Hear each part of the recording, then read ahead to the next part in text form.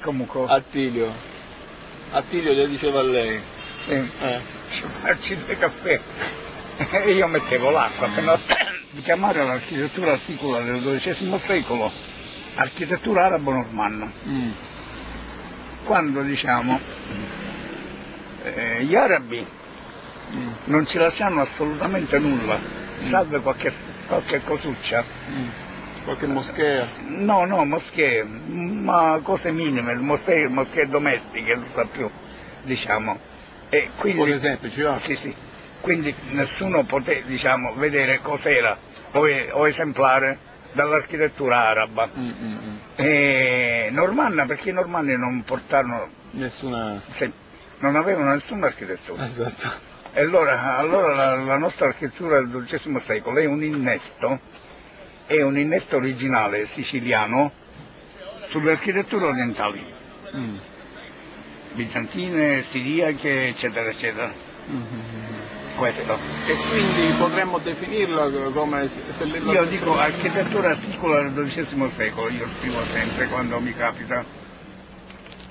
Architettura del XII secolo. Sì, architettura sì, perché mentre non è... l'architettura più antica, tutta questa architettura... Va bene, ma allora rientriamo nei canoni risaputi, dorico, ionico, corinzio... ma forse non è stata definita troppo semplicemente questa cosa, perché ci sono tanti autori che ormai dicono che ci sono delle incongruenze storiche secolari, sì, perché, che non si spiegano ormai. Perché, diciamo, sicoli, sicani ed elimi, che,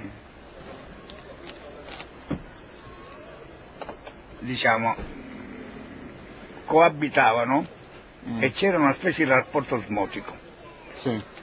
Quindi da questo deriva queste incongruenze, a parte il fatto che la Grecia non è quel quid compatto che noi siamo abituati a considerare.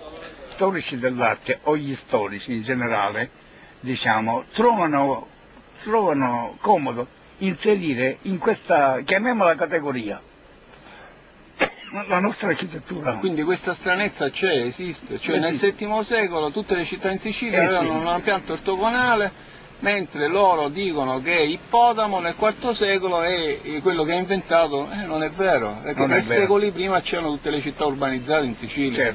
Certo. Quindi su questo argomento bisogna ancora parlare, spiegare. Certo. Ma io la prossima volta che ci incontriamo, io le do qualche cosuccia perché non è Agrigento, eccetera, quando il termine esatto è paroichia. Sì.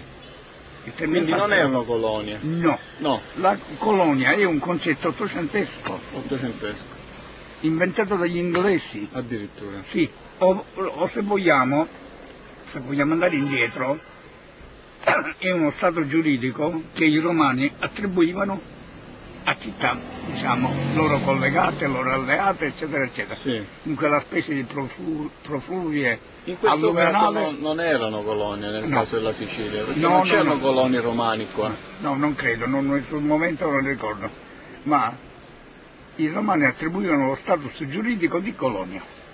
Era uno status giuridico, la colonia, diciamo. Sì. Apoichia è il termine esatto. E si capiscono molte cose, perché avevano uno straordinario spirito di indipendenza, dalla madrepatria avevano più che altro, sempre più diluito dal tempo, un legame religioso, una venerazione, perché da lì venivano, da Corinto mettiamo, da Corinto mettiamo, poniamo, ricordiamo noi siamo siracusani di Corinto come Ranco Bellerofonte, noi siamo siracusani e di Corinto come Ranco Bellerofonte. E dicevo, mutando un termine, poi i siciliani stessi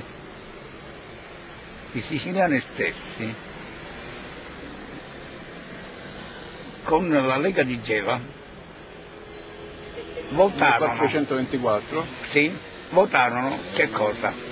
Di non chiamarsi più elleni, ma sicilioti.